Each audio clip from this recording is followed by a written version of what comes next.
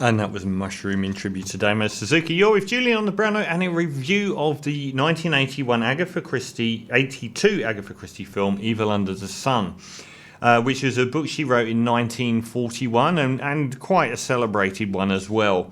This one's directed by Guy Hamilton, who is most known for his Diamonds Are Forever, Goldfinger, Live and Let Die, Man with a Golden Gun. Only one of those was actually a really good James Bond film, sadly. And he directed enormous numbers of films, including Force 10 from Navarone and Battle of Britain and so on. And virtually nothing after Evil Under the Sun. Remo Williams, I actually watched that when it came out.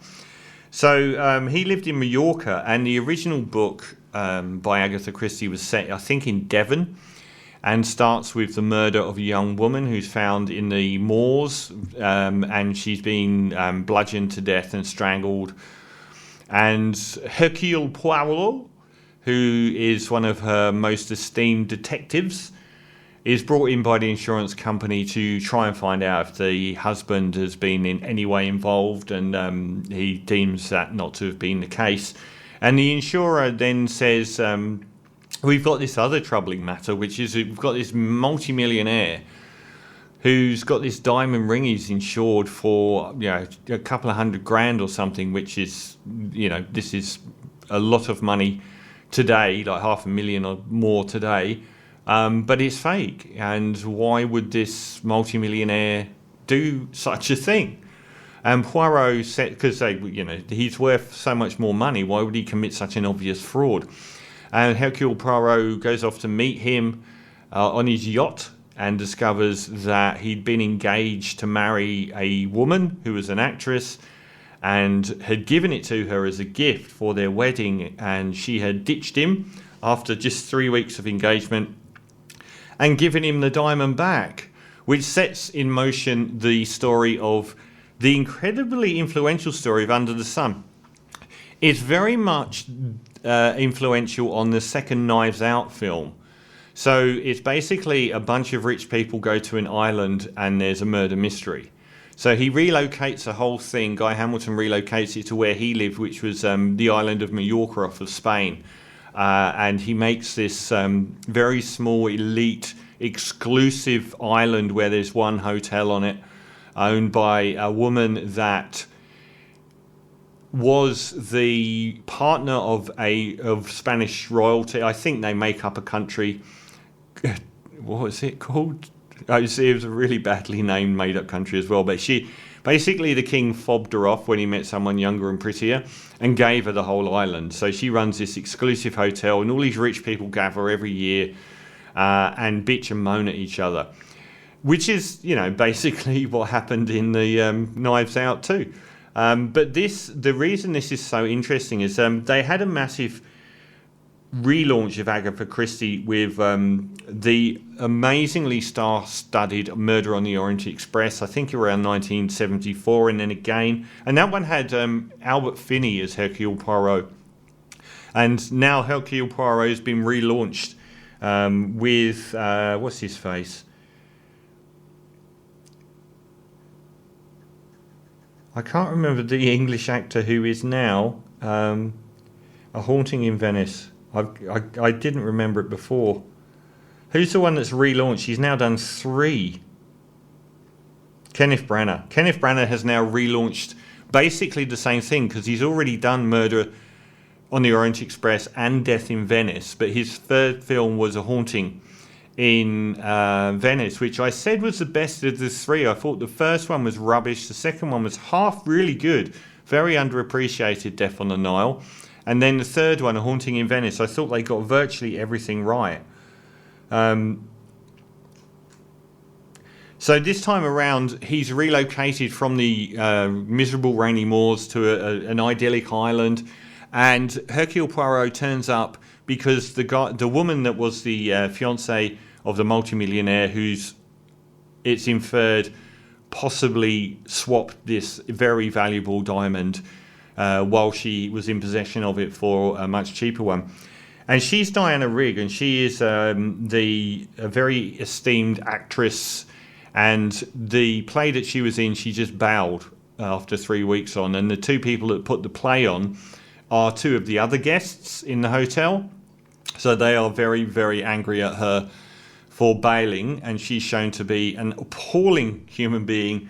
And also Roddy McDowall is an author who has just written a biography of the Diana Rigg character, Arlena, and she's refusing to let him release it, which means that he's already spent all of the money that the publishers gave him and is in deep trouble.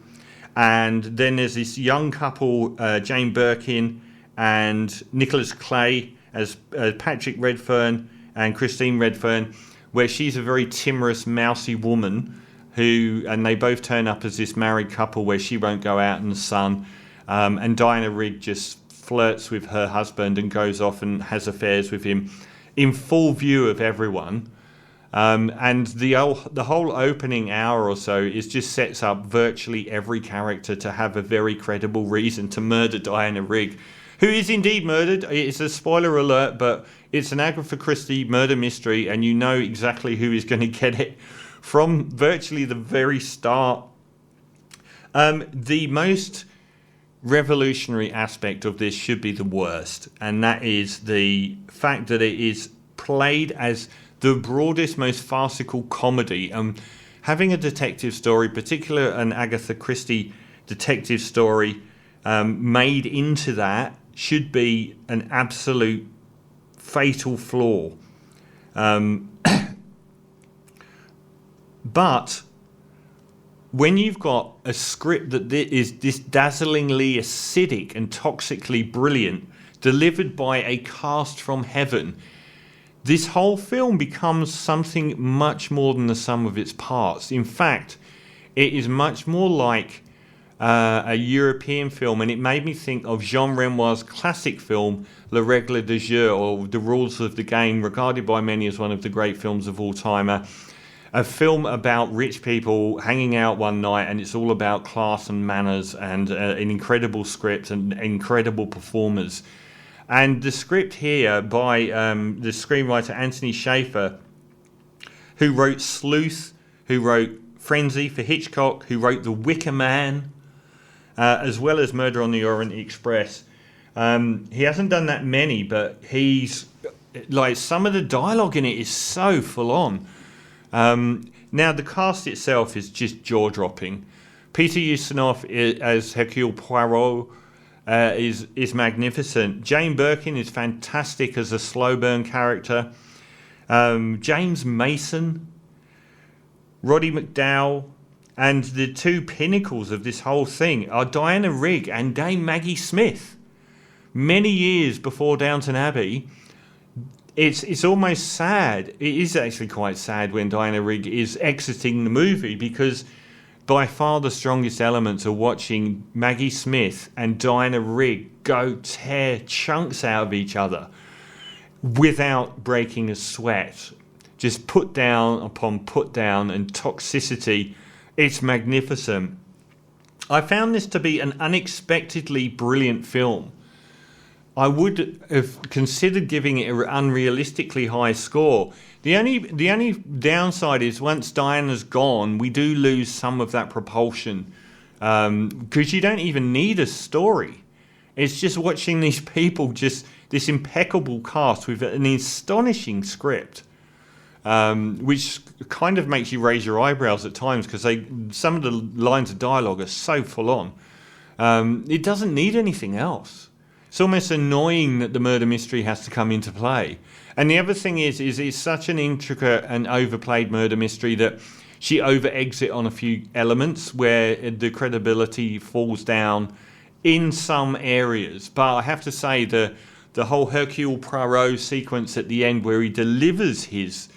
and that's undoubtedly the character that Daniel Craig's detective is based on, where he delivers his soliloquy to the expectant guests. It kind of has a first act, a second act, and a third act, and it earns it. It like this. I was kind of thinking like some of these elements required a bit of coincidence to happen, and it's there's a bit of contrivance to knit it all together. but then there's such interesting elements with such jaw-dropping moments in this sort of multi-layered accusation that it actually earns its right. And there is very little wasted scenes in here. The cast is impeccable. Jane Birkin gets the slow burn in the background before erupting. Maggie Smith and Diana Rigg are just fantastic. And it feels like Noel Coward play, which is very suitable for the fact that all of the music is by Cole Porter. So it's like they've made a 1980s Agatha Christie film written by Noel Coward and scored by Cole Porter and done in a modernist way. It's magnificent. Probably maybe it was the least appreciated because it doesn't have that sort of self-seriousness of Murder on the Orient Express where everyone's playing it very, very straight and everything's about the twists and the turns. Here it's a much more European farce, and all the better for it. And I would say that as strictly as a film, even though it's not as representative of an Agatha Christie style as the other films, Evil Under the Sun is the best Agatha Christie film. And I'm going to give it a 9 out of 10, only knocking it back slightly for a couple of those elements. So 9 out of 10 for Evil Under the Sun. Watch it if you can. If you're in Australia, it's on free to air on SBS, I believe, on demand.